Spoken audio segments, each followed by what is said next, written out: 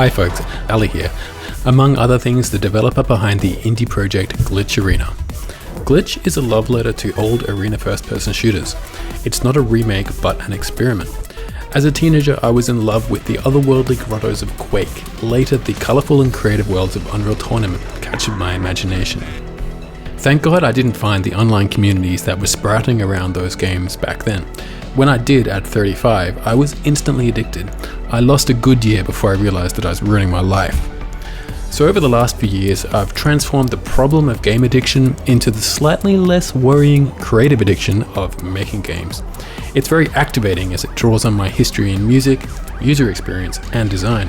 I really enjoy learning the technical requirements for bringing these multidisciplinary ideas to life. In short, Glitch is a hugely satisfying and challenging personal project. The AFPS genre has really been struggling in the last 20 years. Is it possible to make an AFPS game easy to play but still fun? This is the question that Glitch set out to answer. Before starting Glitch, Joel and I had been messing around with Frag Forest, an effort to translate AFPS into a more casual platform brawler. We wanted to transplant AFPS gameplay into a more accessible format, something you could play on the couch or the phone. It seemed promising, but before taking it too far, we decided to move the project back to the first-person format. It would be harder to make it easy, but I guess we both just love it. We knew we wanted AFPS to be more accessible, and that would mean simplifying and removing every non-essential part of the formula. But what is so essential to AFPS that it just had to stay? Well, speed. AFPS is fast. This is the first thing anyone notices about it. Not only did the characters move quickly through the levels, it's really hard to keep up with the decisions the game needs you to make. Those decisions are all about risk and reward, which is a factor of level design, like having valuable items in high-risk places. When you find yourself groaning or giggling along with the gameplay, you know the needle of risk and reward is balanced right in the center where it needs to be, and I think we've achieved that with Glitch. If AFPS is chess with guns, then the levels are the board. The levels are essential parts of the gameplay, so we designed the gameplay around a few main layouts. There are a few key weapons that are essential to AFPS: the rocket launcher, the lightning gun, and the railgun. They're called the Holy Trinity because they have specific uses that don't overlap. We added in the Shotty because of its awesome defensive capabilities, and the Nailer, which overlaps a bit with all of them. We made some additional changes to the weapons that I'll let you know about later. So what are some problems with AFPS, or what are some things we can leave out to make the game better? The biggest issue with AFPS are the complicated movement mechanics. The most popular games forgo movement as a skill entirely in favor of strategy. These are games that everyone can play once they learn what things do. And no, they're not bad because of this. So Glitch made movement easier in an effort to lower the barrier of entry. The core experience, we hope, has remained the same. Mouse aim is another skill that takes time to develop. It's transferable between games, so it's not as much of a deal breaker as insane movement tech. But still, I wanted to minimize the influence aim would have on the gameplay. In all honesty, I don't think we've succeeded here. Aim might just be one of those things that makes AFPS fun. Still thinking.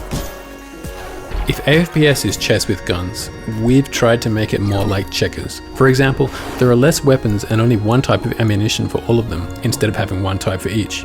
Maps or levels are also smaller and simpler, with less to keep track of, and the speed of the game becomes less of an issue. Think about tennis and how each player starts on an even footing with each game. If tennis were AFPS, you'd keep hitting the balls into the corners, racking up points as the other player scrambles across the court. We've done a lot to make it easier to break control and get back into the gaming Glitch. But probably the most important change is giving newly spawned players the Shotty.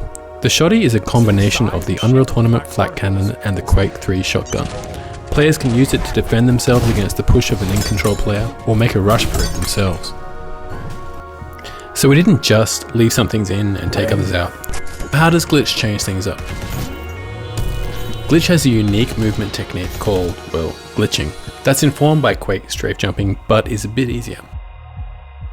We also recently introduced per weapon abilities. So having different weapons equipped lends you specific abilities, which as far as I know is new in AFPS. So if you have rails equipped, that's the long range laser that can shoot through walls. You can't move fast, but you can jump twice, once in the air. This means it's useful in certain situations, but you need to be careful because using rails in anything other than long range is dangerous. Having rails out also shows where you're aiming, and that gives away your location, so the reward of being able to damage your opponent through the walls comes with a risk. Shotty, the starting weapon, adds a wall dodge, which is useful for getting around. LG, or the lightning gun, adds super fast movement. Nailer gives you a large vertical boost when you shoot one right into the ground or at a wall close by. The only one that doesn't really get anything is rockets, but that's okay because it's the most powerful weapon in the game. And if you have both rails and rockets, you can combo by shooting a mid-air rocket with rails. This is Glitch's implementation of the Unreal Tournament staple, the combo. Unreal Tournament, as I mentioned, is one of the genre-defining classics. We both loved the game so much that we couldn't leave this out. As maps or levels are key to AFPS gameplay, learning their layouts is key to getting up to speed. We've included in-world icons that show where the major items are, making learning maps and finding items easier. Timing the respawn of the items is also super important in AFPS and is another skill that takes a lot of practice, a potential barrier to entry. We've made this easier too, with item icons at the top of the screen showing the order the items will spawn in. So if you see a red armor first in the list, you know to go set up right there. I think we've lowered the barrier to entry by simplifying controls, but at the same time with these little additions we've opened up a whole new world of gameplay. Being 1 vs 1 only, Glitch reduces the options and menus a player needs to navigate to get into a game. We've done what we can to design the game around strong defaults most people will enjoy. With old school graphics, we've avoided the need to provide a lot of graphics options and optimize the game for performance. By day I'm a designer, which includes a bit of graphics, so it's strange that the visuals are the least finished things in Glitch. In a way this is intentional, I didn't want it to be too complicated. The theme has changed a bit over time though. It's really meant to be a homage to old BSP games, especially Quake 1. Well, there were those few weeks that I spent decking out some of the levels with theme kits, which got some people excited, but I don't think that was the right road to go down. A note on the player models. I really love them.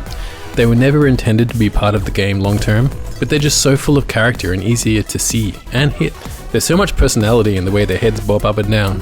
There are no animations in Glitch, by the way. The movement of the head and the ball all come from the speed and momentum. At the end of the day, Glitch has been a massive creative undertaking, and a technical one too. But it's surprising how much someone with no code background can get done in Unreal Engine. Blueprints are hugely powerful once you get the hang of them. I never dreamed at the outset I'd have a game people could play online together on Steam. Epic has really made Glitch possible where otherwise it just wouldn't be. So how successful is Glitch? Did we prove our hypothesis? When I asked folks what was great about Glitch, I was happy to hear that our intention for the game had been realized. We did make AFPS accessible and fun. But really, many more numbers are needed to see if our ideas would work on a large scale. We're happy enough that it works for some. What's next for Glitch? Having at least partially proved our hypothesis, we're ready to design our next experiment. We might pick up where we left off with Frag Forest, or move on to something new. Make sure you subscribe to Shotgun Rockets on YouTube to see what happens next, and jump in our Discord channel too, link in the description. So thanks for following along this far. If you're an AFPS veteran, I'm sure you've seen plenty to raise your eyebrows or even your ire. If you're an indie game dev, I hope you got a few ideas out of it for your own game. And if you play games, give Glitch Arena a run with a friend. It's free on Steam. Till next time, glitch on.